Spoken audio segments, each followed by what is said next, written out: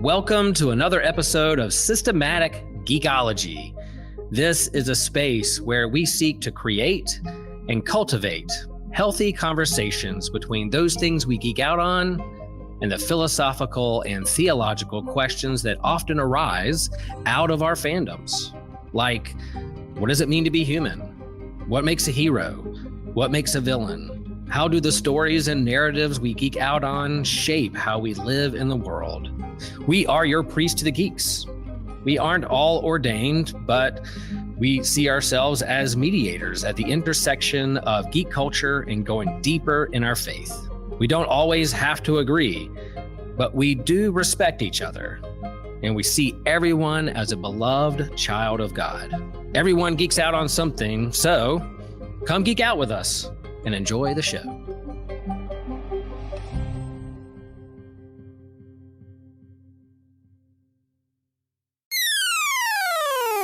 This show is a proud member of the Anazal Podcast Network.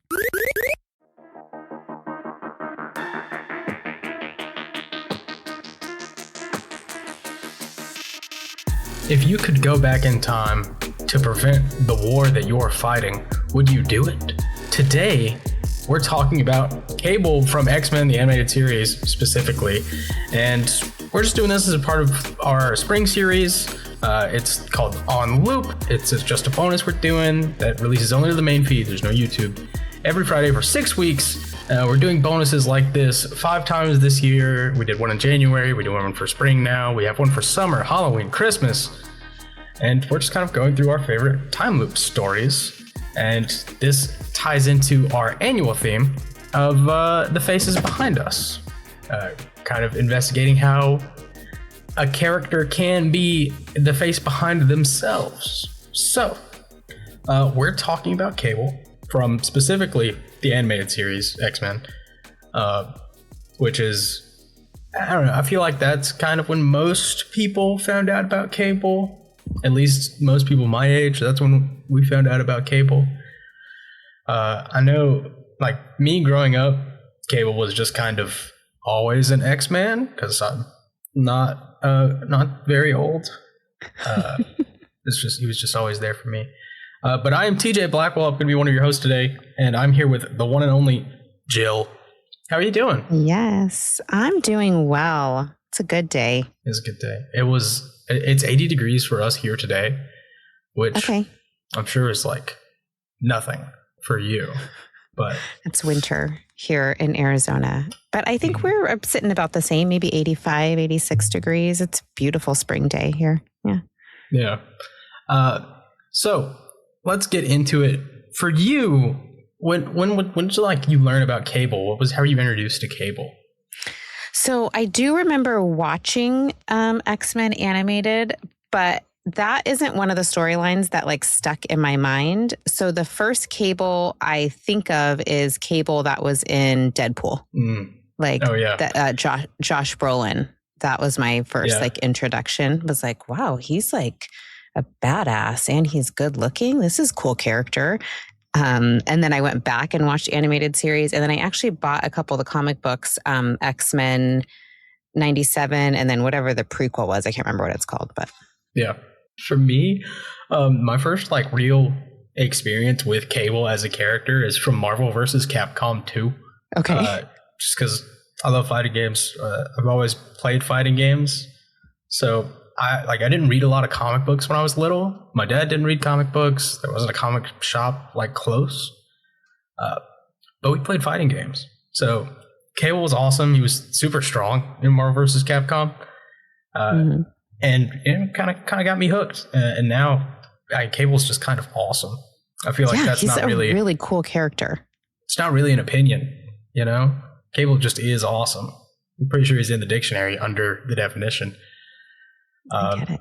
He rocks, dude. Cable, Rob Liefeld, as not great of a comic artist as he might be, came up with the design, and the inspiration from him was his favorite movie is The $6 Million Man. Okay. And he just wanted someone really cool, so he based him off of Arnold Schwarzenegger from Predator and Terminator. Yeah. Yep. Nailed it. That's exactly what Cable is. And he's awesome. So if we were, I don't know, your place, my place, on the couch, we just watch animated series X-Men, and we just finished like a nice Cable episode. What's the first thing that comes to mind?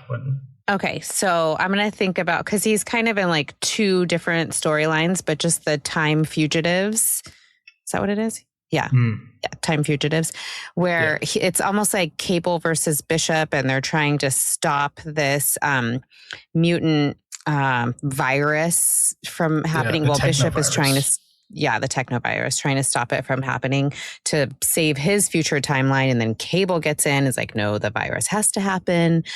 So if we just had watched that, I would be thinking and I would say to you, there's a lot of nuance here. So are we talking about Cable versus Bishop, or is it Cable versus Apocalypse? And either way, I want Cable to win because, as we've already established, he's awesome and he's a badass. And I would be thinking he's really going to come into play down the road. And that computer that gets in his arm is like the coolest thing ever. Yeah. Yeah, he's so cool. I never knew what Cable's powers were growing up. And I think I'll probably say most people don't. Because like the cyborg parts, that's not part of it. That has nothing to do with his mutation. It's telepathic. Yeah. Like I had no idea for so long. And like the beams and stuff, like that's not like super cool energy blast. Like it is technically, but it's coming from his mind. That threw me off hard when I found out for the first time. But the cybernetic parts is just from the technovirus.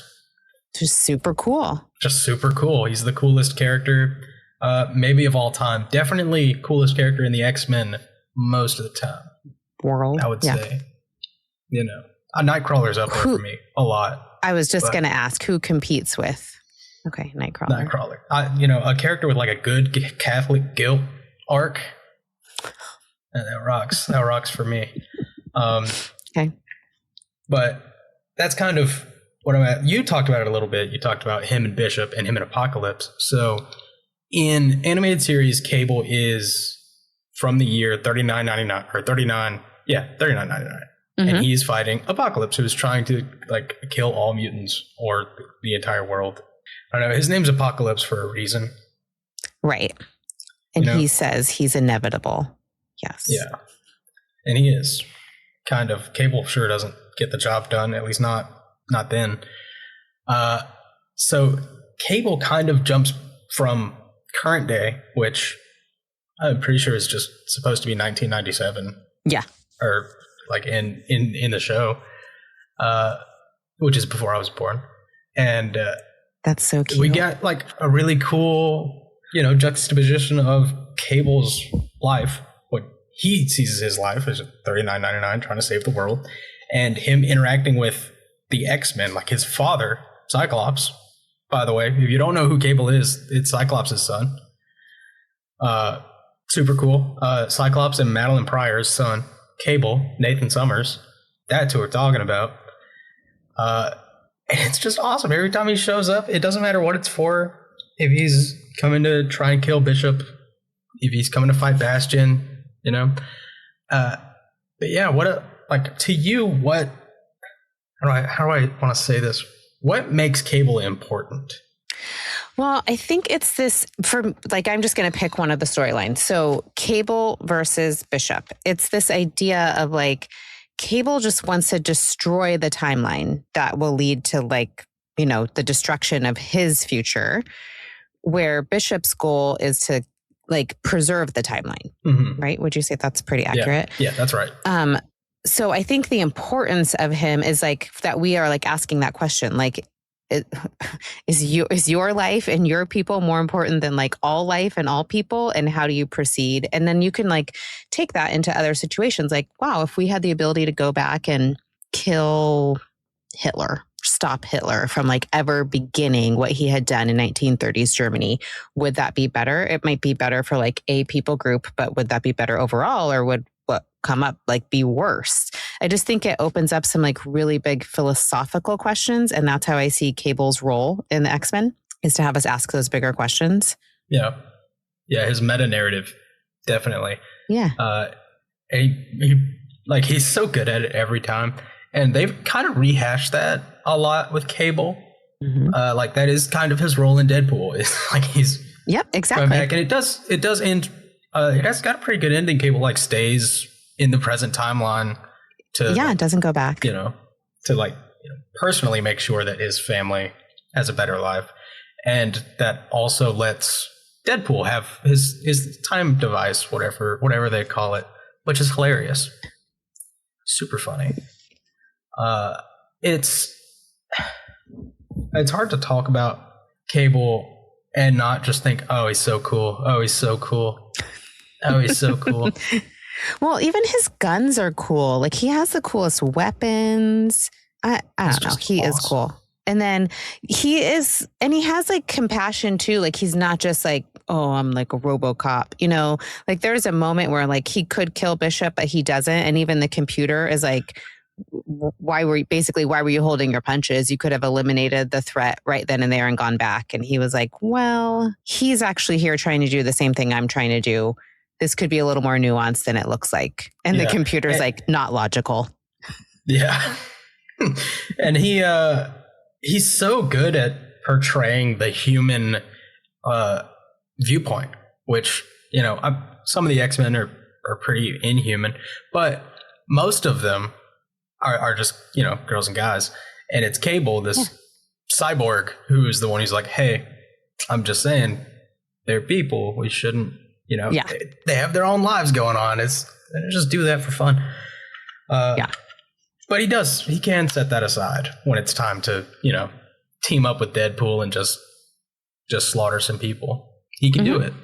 And that's great. We love, I don't know. We love I can't remember anything today. I'm frazzled. We love some slaughter. Let's just put it that way. We love some slaughter. And I think Cable plays everything so straight that it works really well. Like, if he's, partnered up with Wolverine, it's hilarious. If he's partnered up with Deadpool, it's hilarious. If he's partnered up with Cyclops, it's kind of weird. It's kind of weird, just because father Cyclops son, doesn't he's grown. know, right? I don't think so. Okay. He definitely knows sometimes. Like, there's got to be a couple of books where he knows, Yeah. But to my knowledge, I haven't read them, but I'm sure there are. Yeah. I'm sure they exist. And then we also get Dad, right? The whole reason he's trying to save this timeline is because of his son Tyler. Like, he wants him to be alive and for his life to be good. Yeah. Which, I don't know, is just emotionally poignant, because I know, at least in the animated series, he's spending time with his dad. Mm-hmm. And Cyclops has no idea.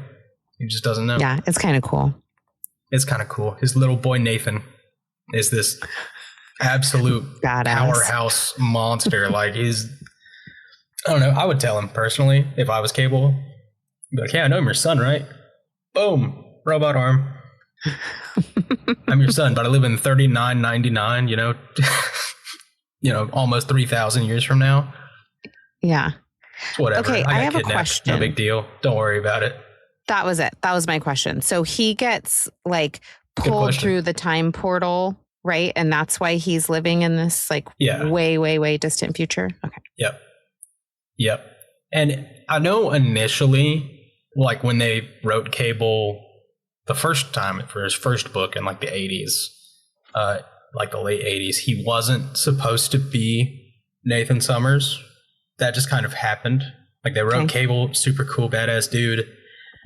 And then later they were like, that should be Nathan's son. We should make that Cyclops' son. That would be fun. Okay, cool. That would be fun. There's a tie-in. Okay, cool. Yeah. And then later they were like, oh, Madeline Pryor, that's actually a clone of Jean Grey.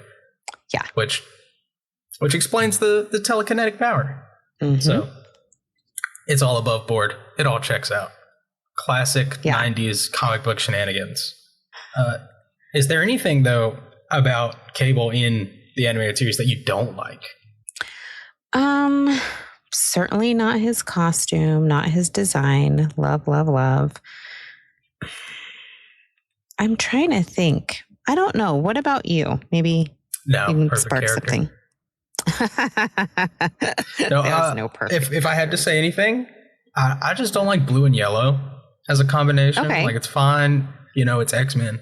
They're going to wear blue and yellow. I just think other color combinations are better. Could be a lot worse. Blue and yellow looks good. There are better ones to me. I live in South Carolina, so I have to see orange and purple together all the time. Oh, yeah. That sucks. So it's not that bad. It doesn't even seem on the color wheel like that should go together. Yeah, it doesn't. And they all just pretend it does. A lot. Most days. It's pretty annoying. And it gets worse the closer you live to Clemson, in case you were wondering. If you're listening to this and you know some Clemson fans, it's worse where I am, I promise. Clemson's like 40 minutes away. They're everywhere. And they pay with $2 bills on game days. And it's weird. Yeah, weird tradition. Oh, for luck? Yeah. Okay, cool. Which I think it's a cool tradition. Most of them can't do it anymore because $2 bills aren't nearly as common as they used to be. We keep them. I don't know if it's like an Italian thing, but my father-in-law always gets $200 bills. I think he does it like around New Year's, and he gives them to us to give our employees, all of our, like however many kids they have, they get that many $2 bills, and then our kids always get them. Yeah. It's funny. Yeah, I had a collect. No one gives me twos anymore. I used to have a collection. I hid them in a stuffed animal, like a little rolled up stack of twos. As one does, yeah. As one does, yeah. He had a little tear in his ankle. Just like whoop, slip him right in there. Pretty sure I lost it and the money. So, lesson learned. But Cable's inspiration of himself. Cable always grows. He never leaves with the same perspective he came in with, unless he was just correct, which happens. Sometimes it happens. But he, being that, vehicle for perspective that he is often, requires him to change and understand what is different himself. So I think he does it really well. I think he's perfect for it. And it's a really convenient way to have a character that you only want to appear sporadically. It's like, oh, where's Cable at? Oh, he's in the future. He's fighting Apocalypse. Duh. Yeah. And then he just like pops in, joins the team, adds some cool nuance. Like you said, grows. Like he has an arc in every time he's there, and then is like, peace out. Yeah. Yeah. It's actually really like brilliant design. Yeah. And it's kind of funny. It's like, oh, I got to go back and fight Apocalypse. Sorry, guys. Yeah, I could help a lot if I stayed, but I got to go fight Apocalypse. It's just weird to think about how time works in the 616 universe, because you're here, time's still moving forward in 3999. Strange. It's strange. It's definitely strange. TJ, I just can't think about it too much or my head will explode. I have a really hard time with time travel stuff. Yeah, me too. I haven't done it yet, which might be part of the hang up, but one day. It's also he never talks about he'll come, do whatever, fight Bishop, fight Bastion, and he'll leave and he'll come back, but he never gives you an update, No, we actually don't know what his world is like. Yeah, it's like, hey, here's what changed after last time. So either nothing changed, or his timeline, if nothing changed, his timeline is immutable and can't really stop it. So why does he keep going back? Well, go back to 97 and 2055. No, why does he keep going back to the future? Oh, because his kid's there. Yeah, but bring him. True. Maybe there's some time rule that he can't. I don't know. I'm sure that won't work. He's a smart guy. I'm sure that wouldn't work. But, just in case. Tyler would enjoy the past. Meet Grandpa. Exactly. Hang with the X-Men. Yeah, the X-Men are dead, by the way, in 3999. I'm pretty sure they're all dead. Cable's not even an X-Man. He's Cable, Right. And then he has his own team. He has X-Force, which was why it was really funny that Deadpool made the X-Force in the movie. That was hilarious to me. But they do also, Cable and Deadpool are an awesome duo. I love it when they do that. They do that a lot in the Marvel Ultimate Alliance game. They always have a little synergistic combo there. It's a fun detail. Games are awesome. Not enough gamers. Systematic Geekology. Oh, yeah. I wish I could help you out. Yeah. It's okay. I'll suffer. Christian does, though. We just don't talk about them, for some reason. Anyway, if you were trying to get someone to watch X-Men the animated series, what would you say? How would you get them to get there? I did this. So I can tell you my real life experience. My husband came in and was like, "What are you watching?" Sort of in a judgmental way, but mostly in a curious way. And I was like, the animation in this show reminds me of He-Man. And that was a cartoon I watched when I was like a little kid. Saturday mornings. And that was all it took. Then he was like, I'm intrigued. And he sat down and watched the Good and Evil. I don't remember what that storyline is called, but something Good and Evil. And there's like 4 parts, and that's Cable's big part in season 3 of X-Men Animated. And it was just like the cool animation and the nostalgia of it. I think people should watch. Mm-hmm. Yeah, it's definitely worth. Even if you haven't seen it, listen, there's a good chance if you're listening to this that you've seen X-Men 97 and not the actual original series. I get it. It looks awesome and it's really fun. But it is fun. You got to check out the original because it is just like the pinnacle of Saturday morning cartoon. Yes. It really is. Absolutely. It is exactly like in your mind's eye. You think Saturday morning cartoon, you walk into the living room, there's Cyclops in this art style. It's perfect. It's up there for me with like G.I. Joe and like how much it belongs on your TV on Saturdays. Yeah, on a Saturday morning. Absolutely. I do want to say about animated series, and this is also true in the comic books, like Storm is so cool. And not only does she use her powers in like the best way, but she always says something super wise as she's releasing, may the thunder of justice rain down on you. Like she's just very cool. And I feel like they lose that in the live action. I mean, I love me some Halle Berry, but she's just not developed in the same way she is in the animated series. And I had forgotten that by rewatching X-Men 97. I was like, oh yeah, Storm's my favorite. I forgot. Yeah, she's so cool. Even in Civil War, which I think personally, there's a few character assassinations in Civil War. But Storm's not one of them. She gets married to Black Panther and their wedding rocks. Yes. And like Nelson Mandela is there.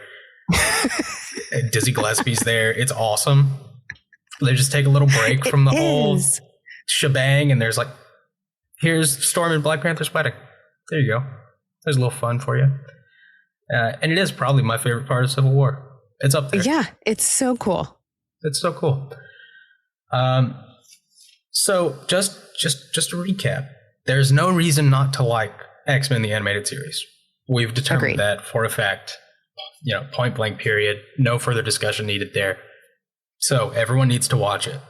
That's what you take away from this. Also, Cable, at least top 10 coolest characters ever. Top 3. I'm trying to be top 3 X-Men. I'm trying to leave some definitely easily top 3 X-Men. Definitely. But I mean like characters all time. Top 10. I'll give him that. Okay. Off the top of my head, I can't think of 9 characters that are just instantly like cooler than Cable. But if I had to, I maybe could. That's kind of what I'm thinking. Okay. Not really relevant. Just I feel like that's important to get out there into the world.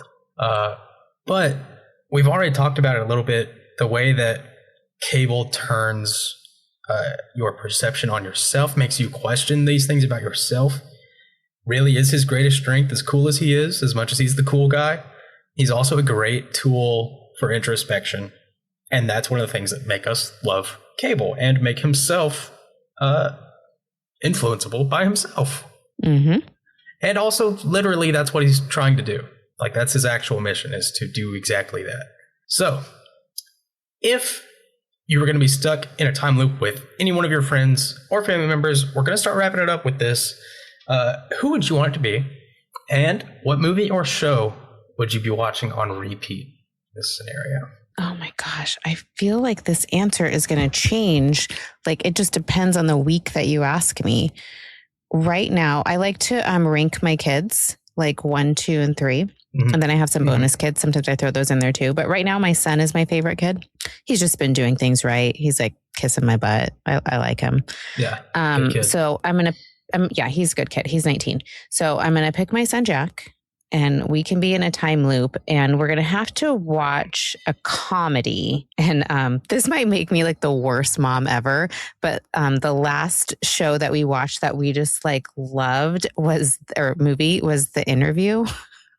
Someone at work told me they watched The Interview yesterday. It's so inappropriate. I feel like it's making a round again. Because we keep having these discussions about like movies that couldn't be made today. And this is not that old of a movie, but it's not getting made in 2026. Yeah.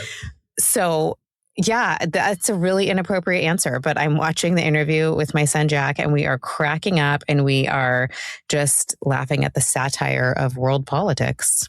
Yeah. Over and over. Mm-hmm. Mm-hmm. There's a lot to be said, not only about The Interview. I don't think The Interview could have been made the year it was made. This is true. They just did it. Remember, it created like a huge diplomatic rift. Yeah, it was a big deal. But there's a lot of answers for this, like a lot. My first thought was like me and Josh, and we're watching Groundhog Day until we figure out. You're how in to a stop time the loop about a time loop. Yeah, that's good. Joshua Knoll. I just think that'd be funny. Yeah, I've known Josh for like 19 years. Okay, yeah. I've known Josh as long as you've known your son. Okay, yeah. Isn't that crazy? It is. He was my camp counselor. I like to tell people he groomed me into podcasting. That's great. Yeah, sorry, Josh. But I think my favorite answer that I've been able to think of is me and my dad, and we're watching Rawhide. Oh, good. Yeah. You know how many episodes there are of Rawhide? We might not even finish it before we figure out how to get out of the time loop. Uh-huh. You know? So many seasons made back when there used to be just like 28 episodes a season or something crazy, right? Yeah. Yeah. Rawhide is stupid long. But let us know, listeners, what your answer would be. Who are you time looping with? Figure it out. Get back to us. You can't say Back to the Future. That's cheating. You probably can't say Groundhog Day. That's cheating. I think, yeah. You know, it's too easy. But rate and review the show wherever you listen. Super helpful for us. Gets us out there. Gets us more popular. Check out the show notes for a playlist of this whole series, the spring series. You know, on loop. Super fun. And if you have to go, 3,000 years into the past, just be careful. Be careful. Maybe spread the news. Maybe carve systematic geekology into a rock somewhere. Would be helpful for us. And if you do that, let us know so we can compensate you for that. That seems fair. You do have to prove it. Hopefully, get it in a museum somewhere. But thank you for listening. We'll miss you. We love you. And see you next time. See you next time.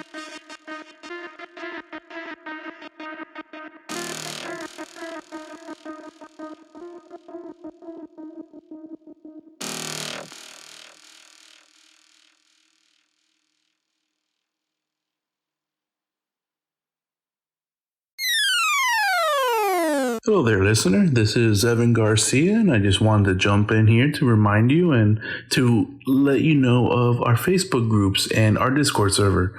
These are great communities where you can post and share memes and talk with the hosts, and we have votes and some polls for future episode topics and fun interactions with our host. So just wanted to remind you that we are focused on community with you listeners, and we love each and every one of you guys listening. Thank you guys. This is Joshua Knoll. I am one of the hosts of this podcast. I am also host a few other shows on the Anazal Podcast Network that this show is a part of. If you want to hear more from me, you can check out the Whole Church Podcast, where TJ and I go through talking to people from various different church traditions, to see what can be done to better harness church unity in the world today. You can also hear me on Be Living Water, where I talk about Taoist Christian beliefs and examine various media like the Book of Daniel and Les Miserables through a Taoist Christian perspective. You can also hear me as I do some of the voice work for the Bible After Hours, where the foul-mouthed preacher goes through the Bible from a more progressive point of view. Thank you guys for listening, and I hope you'll consider checking out these other shows on the Anazal Podcast Network.